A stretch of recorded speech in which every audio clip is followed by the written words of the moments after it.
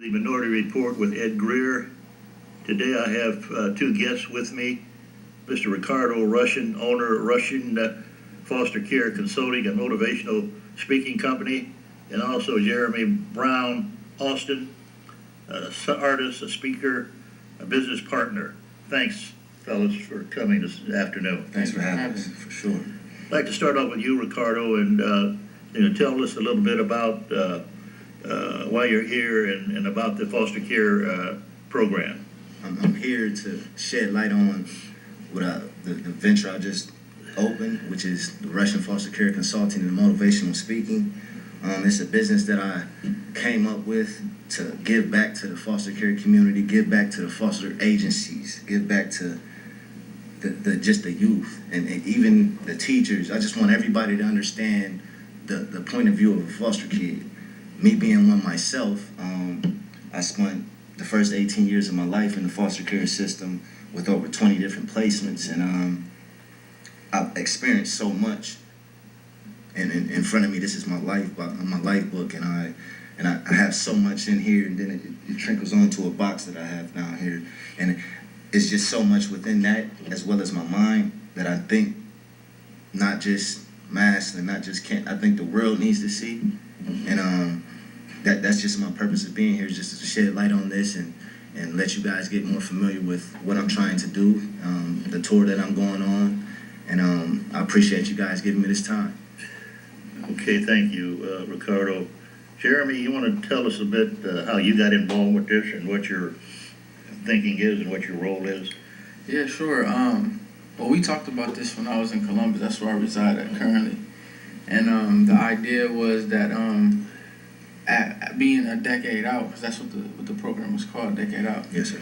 Is being that we've been out 10 years now, we would be able to shed some light, some insight on what it's like going through the foster care system, and then afterwards the struggles that you encounter upon emancipation when you don't have somebody to adopt you, you don't have that type of stable ground to stand on. So being that we've been through a few different hardships ourselves, and we're still trying to build, we just talked about getting back to the speaking thing, which we've done as teenagers. We've already had traveled and spoken and done some uplifting and motivational speaking ourselves already.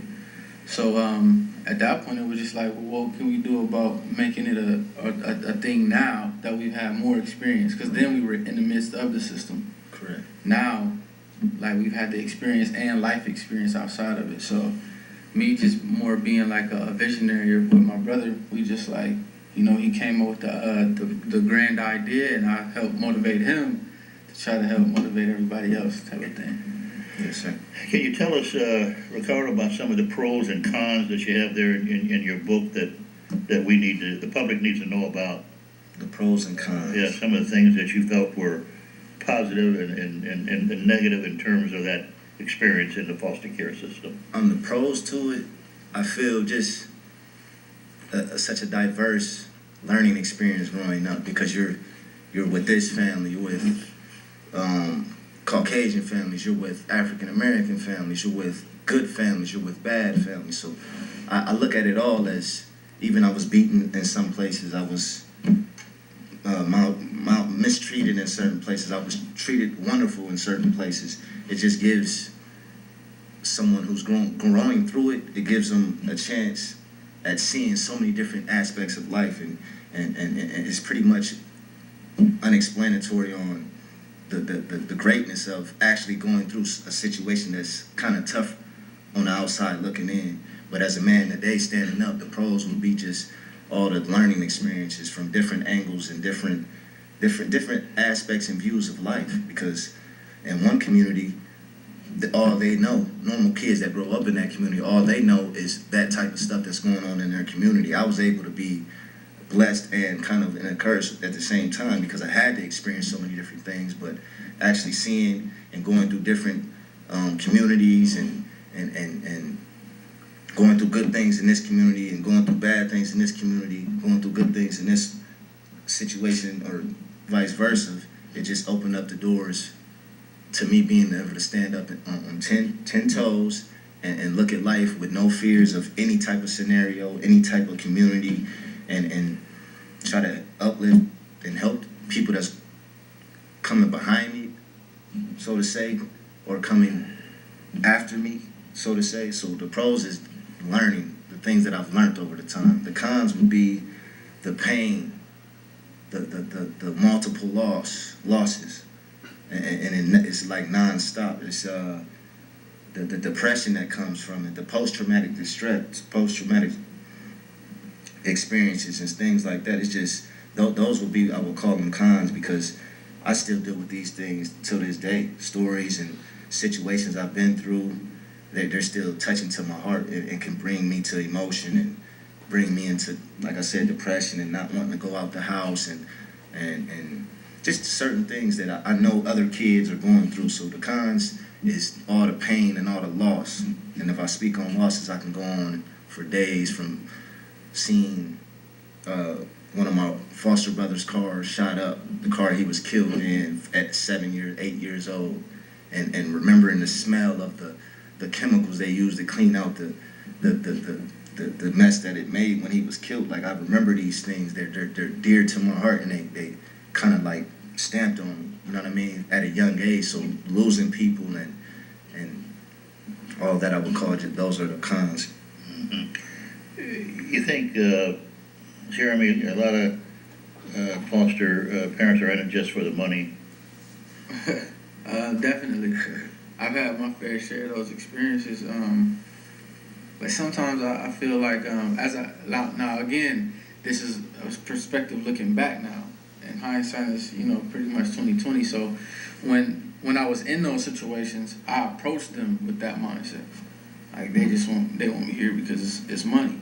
But then as I got older and I realized how much life takes to be able to take care of people and stuff, I gave people the benefit of the doubt of knowing what compensation might be key in this situation, because you have a whole nother person you're taking the responsibility for. So I stopped looking at it from such a negative angle at that point. Now, does it happen? Yes, definitely. But from somebody who's entering that situation like I normally did, I came in with such a chip on my shoulder anyway because of that. And just normal family structures I didn't have any idea existed. I was already shooting them down when I walked in the door, which a lot of times was the reason why I was moving from place to place within 6 months of being in the house. Yeah. So I'm at this school, I'm at this place, I'm at this place. Normally because I didn't have any understanding of what a family was supposed to be like. So if I have sibling rivalry with him, that's normal. Siblings have fights. If me and you don't see eye to eye and you're my foster parent, that's normal stuff. But as a foster youth, you feel rejection from it. You feel like if I'm in an argument with you, it's because you don't love me, you don't need me here, you don't want me here. If anything, if push comes to shove, I can call my caseworker, or I can provoke you to do it, and then I'm in the next house. And so even with things like that being true, the negatives, it's like looking back on it, it's like it has to be understanding between the youth and the parent. You know what I mean? Like, I think they should teach the foster youth, like, look, there are going to be things that come with this that's normal. The money aspect is something you really shouldn't even be worried about, because at the end of the day, you're kind of blessed that somebody's opening up their door to you when you needed it. Now, some of the foster, you said you were in 20 different homes and during your... 20 different placements. 20 different placements. Now, did they ever take you to church? Was there ever any counseling? Was there any school activities where they went to talk to your counselor, teachers, or follow up on any of that stuff, or were you out there pretty much by yourself? It depends on the placement. Some placements, they took me to church. Some placements, we were in the ghetto, we were in the hood, and the church van came by, and we just on the block not doing too much, so we all jumped on and went and started building that's where I really built my relationship with my religion and God. Is being in the ghetto and having the church van come, and all the kids in the hood, we all loaded up, and just, it was something to do. But me, anything I put myself through from a young age, I'm always going to be thinking. And I thought, and I knew, like, yeah, the messages that you guys are giving me is needed to keep on going forward in life. So I took it and I used it. And other places, they tried counseling when I was in the group homes, and just different families done different things, but a lot of families were definitely religious oriented, had me in the churches. I got baptized maybe 2 to 3 times, I want to say. For sure 2 times, but I think it was 3 baptisms. So and that was after me moving so much. So this family wanted to make sure I was baptized, even though I told them I already was. But multiple baptisms. I guess God just wanted to dip me a few more times. And yeah, so families, they took me to different things, activities.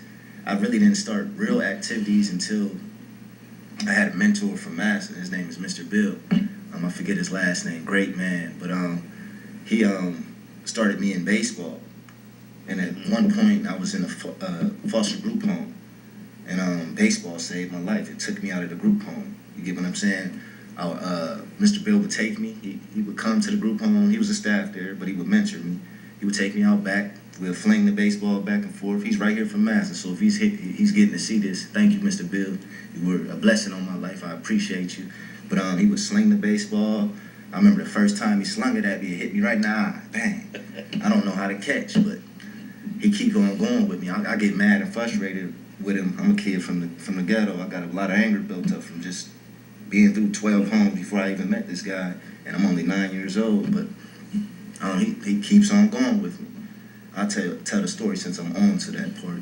But I'm in the foster care group home, and Mr. Bill's there. He's teaching me baseball. So long story short, I end up on one of the Little League teams, the Indians. And this is the first instance of me actually picking my own foster care family. The group home, I was in that because I was coming from the hood. So you say I was coming from a poverty-stricken area. Don't get me wrong, I was with a foster care family that was one of my favorites of all time, but I just had too much freedom. At 7, 8 years old, I'm all across the city on my bike, and caseworkers would see me here and there. So long story short, I end up in that group home that Mr. Bill is teaching me baseball and everything. So I end up playing on the Indians, which was a Little League team. And I end up meeting my first Caucasian foster family there through their son. Their son used to make me laugh every day. I would go to play baseball.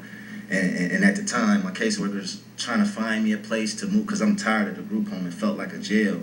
And I'm only 9 years old. And I'm telling my caseworker, this feels like I'm in jail, I'm in prison. Because I come from having so much freedom prior to the group home. I was just all over the city, like I said. But yeah, I would go to baseball practice. Their son, which name, I don't want to use their names just yet. But their son would be there, ready to go. We swinging, we practicing, we playing catch, warming up and everything. And I would always see at practice, I would see a family, his brothers, his sisters, his mom and dad, and I just want that. I'm over. I felt like I was in a prison or a jail. I want what you have. So little old me, skinny bones, and I thought, I walk over to him and I say, yo, can I come over one day? They let me over or something like that. They talk to the group home people, and I somehow get a visit with them. But every day at practice, I'm just seeing this family, and I want to be like that. I want a family like that. Long story short, I walk up to them, and I say, I need you guys to go down to Stark County Job and Family Services and tell them that you need your license. I don't know how I accumulated the knowledge of knowing that they need license and that they get paid and all these things, but I told them, go down and get your license to be a foster parent. You guys got a big house, and you got room for me, and I'm tired of being in this, basically this jail, this prison of the foster group home. So they ended up taking me on. They listened to me. And long story short, I end up with my first Caucasian family. This is my first time, and I come from the ghetto. I come from the hood at this point. So I don't know if I'm off track. I like to ramble a lot, but I like to try to give out stories and stuff. But yeah, that was my first Caucasian family, and I did the work of the foster care assistant. They didn't pay me, by the way, for that, but they did let me move in. So that was a good experience. A great experience. A good experience. And that's that coming from a mentor. Did you always get enough to eat when you were there in the group? Or was that a problem for you? Or did you get enough to eat, or did you have to go to school to get a free lunch? It depends. You gotta tell depending on what school, what home you were in to get. Oh man, you gotta tell them about that's that. crazy, man. And we both experienced this. Yeah. We've actually crossed paths where we wasn't in the same place, but we were the same place different times. Okay. And there was this one particular placement where I was going to Sowers. I had just been leaving Hartford Middle School. So I'm over in Sowers now, and there's this dude they placed me and my brother with. I remember actually the first night that they placed me and my brother in this placement, we sat on the floor, back up against the bunk beds, crying like, man, I cannot believe like we're in this just tug of war thing, because like anyway, so at that particular placement there was locks on the refrigerators. There was a limit to what we could eat. We actually ate fast food a lot. Okay. At that placement. The guy was a little heavier set, so he would just go out and grab Arby's and stuff like that normally. But it was like a limit to everything, and then a time cut off. Like after this certain time, you ain't in the refrigerator, you ain't none of that. And it's crazy to think about that, because that's around the time I started being truant. I started going to Sowers, leaving from Sowers to connect with because I knew my blood relatives across town. Mm-hmm. And I would go get money with them and bring back McDonald's for my brother or something, like it was just, I was making something out of nothing at that time. I was probably only in 7th grade at that time, but it was like, it was crazy. But did you get water or juice to drink or not? During the day. Okay. But that was, they put locks on the refrigerator where you couldn't go in the refrigerator? And they timed you when you were eating supper? Not like, oh, you got a certain amount of time to eat it, but like after 8, don't go back in the kitchen at all, type of thing. Oh, I see. Yeah, so it was like that. Was there any treats where they would take you out to a McDonald's or a Long John Silver's or someplace, or not? Like I said, in this particular placement, he ate out a lot. Okay. So, his friends were actually addicts, a lot of them. Right. So we'd be out in the city a lot and run into these people, but at the same time, he would be, he would grab food while he was dealing with those people or whatever. But it was crazy. And he lived in that same placement a whole other time. Same place, same things going on. Lock on the fridge. We ate Long Johns. I was only there because by the age I got to his house, I was already able to assess the group home. Assess the foster home and know if I would be able to make it or know if it was fit for me. So I was only there, I'll say maybe a month, 30 days. I'll give it that. I can't pinpoint for sure. I have it in here somewhere, but I wasn't there long. But it was the lock on the fridge. It was the kids the kids' energy there. Like you could feel that it wasn't the right place for people. I'm not saying the guy was bad, because he's giving us a roof at the end of the day, and he made sure dinner was Long John Silver's for the majority of the month I was with him. He made sure to bring us all some food back, but once that Long John Silver's is gone, you don't have no snacks and you still hungry and yeah, it just wasn't what I wanted for my life to be built off of. I thought I could be they moved me from Youngstown to this, and I would be able to just, all right, let's finally get some stability basically. And that place was definitely not it. With the locks on the fridge was scary, just because it's like I can't eat anymore. Now I feel like I'm back in the hood, to where I had to go to at 6 years old. I had to walk to the churches and get the free spaghetti dinners, and because I wanted to be a grown person at that time. I didn't want to eat. Not saying my mom didn't feed me at this placement, but I always wanted to be my own self. Sure. So I went to the churches and ate big spaghetti dinners, and then came home. And if it was something left, I'd still be able to eat. But they trying to take me back to that mentality of, man, I got to go to the church to get food or something, because you're locking the refrigerators up. But I want to say one positive thing about what I realized. The reason why we were even in this house is because not too many people would take teenage boys. It's still like that. So he was one of them houses where he was just like, well, bring them to me. I wouldn't agree with all of his methods, but he was one of the few places that when we became teenagers and we were at that age, nobody else wants teenage boys. People would much rather take babies and girls over older young men. A lot of people are afraid of that, in their household or whatever. So he's just one of them people who would do it. So that's one of the most positive things that I look back on. But like I said, in the heat of the moment, I don't realize this until after I see how the system works Mm-hmm. and how people are placed and why I'm split up from my sister now and stuff like that. And I'm like, well, what's the deal? Well, somebody will take a girl, and she's living off in Perry somewhere or something like that because, you know, a family who's more well off are like, we'll take this young lady, but we don't want to take these two African American men Right. that you have. So, Was there ever any racial incidents where you were called out of your name or demeaned because of that you were black young men? Was that ever? I mean, did that ever enter the picture with either one of you? Yes, sir. Yes, sir. What situation? Let's say, see, that's Norton. My freshman year of high school, I was moved out to Norton. Not so much as the family I live with, but just the community. This is my first time actually being in an all Caucasian community, a mostly Caucasian community. And I would go to school and wrestlers would want to fight me while I'm at basketball practice, and all I'm trying to just focus so I can get back home, which is Stark County. Mm-hmm. So my caseworker say I got to put you out here because I start running away and stuff before. And all right, I'm gonna put you far away from your environment, what you know, so you don't run away.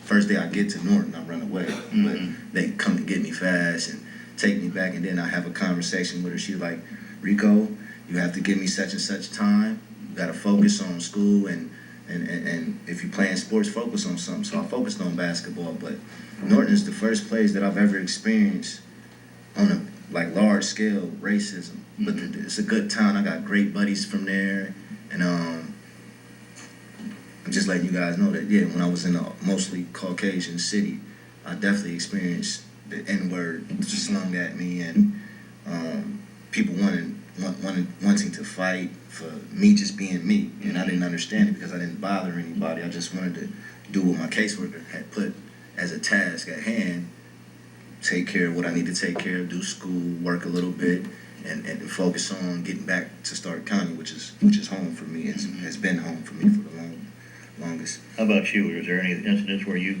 had to face racism? I face them all the time, constantly. But I mean back in the day when you were back then, foster care. I actually don't remember any. Okay. I've always been more diplomatic that way anyways. Okay. So I've always been able to maneuver around the negative energy is there, Right. but I haven't had too many people ever actually approach me with it. I've always been cool enough with both white people, black people, Hispanics, anybody who was in my school, that if somebody felt that way, I was just never around that social group. And the people that I did hang out with were respected enough that people just didn't bring that attention to me. So I actually didn't experience a lot of that. Not at Massillon, not at Glen Oak. Like as I got older in those different schools, I didn't experience too much of that. Like you could tell there was a social divide, and different groups, lunch, all of that. And that's always how it is in high school. But I never had it blatant towards me. It was just like you could tell it was what it was, and I stayed out of people's way. The final thoughts. I want to wrap this up. I'm going to try to. I really appreciate you guys because I know that the foster care system is nothing to play with. A lot of young people, I think you guys are going to be able to touch in a positive way. So I want to, each one of you, Ricardo, give me some of your thoughts on where we need to go from here to make it a better system. To make the foster care a better system, we need to teach resiliency.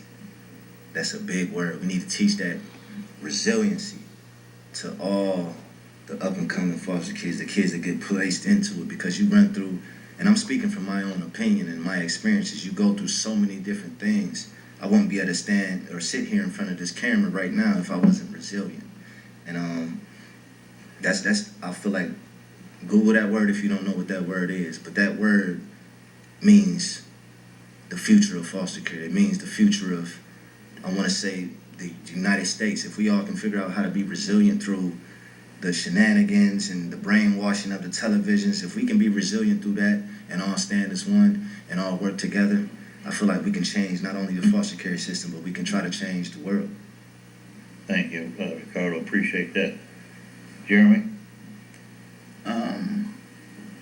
I'm talking about what I'm trying, like the change, right? Yeah, some changes for the foster care system. That would be positive for the kids. For sure. I think that we should, like I was saying earlier, we need to have a good understanding, like, of what a family structure is, healthy, unhealthy, what things are normal, what things are not, what to expect. People don't, like, foster youth don't even know what they're getting themselves into because they don't have a family to start with. This is why they're in foster families most of the time. So they don't even have the concept of what family is. So I think the concept of what a family is should be taught. I think the compassion and the patience should be something that is worked on. And these are things that just happen in time. You can't just teach somebody patience, but like I think like the foster family should approach it with more compassion and more patience with these youth because they're coming from probably more broken situations than the person who's opening up their door to them has come from. Yes. And you think now with the opium problem that is added to the foster care system, with all the drugs that are out there, is that it's an added burden now Yes. to try to get some help and stay alive? Yeah, the opiates. Okay. The opiates are a big part of the flood of foster kids because parents are not able to take care of their kids. I mean, I'm sitting here as an example. You know what I mean? Not saying certain drugs that my mother was on, but she was on these things, and it took us from her. And that's one of the worst feelings I can ever have is just knowing that that's the thing that took it. But it's been going on forever. They're just now shining a light on it. They're just now shining a big light on it. But it's still affecting the foster care system today because parents are off into these things and they lose their children into a system, and we got to change that. And if the kids are going to keep flooding and the police can't stop the opiates just yet, we have to change the foster care system. We got to teach resiliency, everything that my brother just spoke on. We got to teach these kids that's coming through that they can be the next Tesla owner. They can be the next president if possible. And we gotta as a system, as alumni, we have to give them everything that we know so they can move forward and be great at anything that they can do.